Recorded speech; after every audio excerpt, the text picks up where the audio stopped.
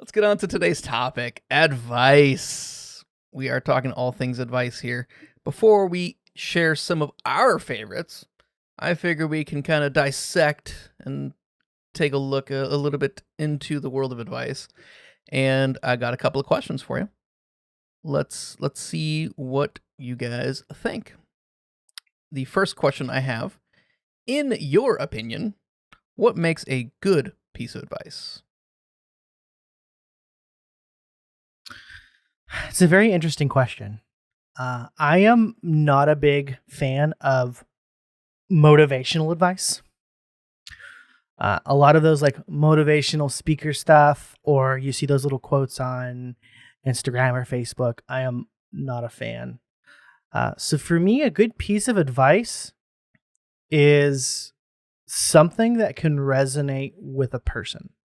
Because I don't think there's a good overall piece of advice. I think advice kind of has to speak to a person very specifically. And I'll explain there's like one piece of advice or like at least two pieces of advice that I've always just followed. And I think for advice to be good, it has to resonate, which means there kind of has to be some kind of experience behind it. I don't know.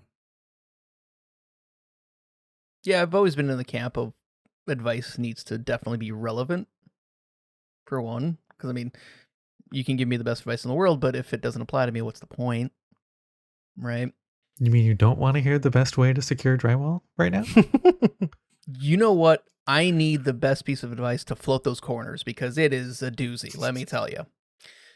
No, but it really is one of those where I think timing of it matters to an extent, but also just relevancy, making sure that it actually applies to you overall. That's kind of the main thing.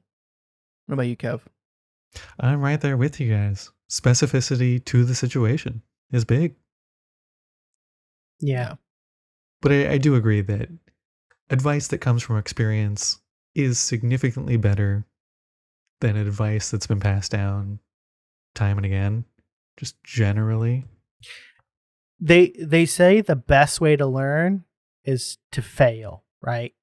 So when I feel like the best advice comes from people who have literally done what you're trying to do and have failed, and then can literally say, well, I've already failed, so here is the advice to do it correctly, right? The platitudes and whatnot, just I feel have almost this hollowness behind it, and what's the point of listening?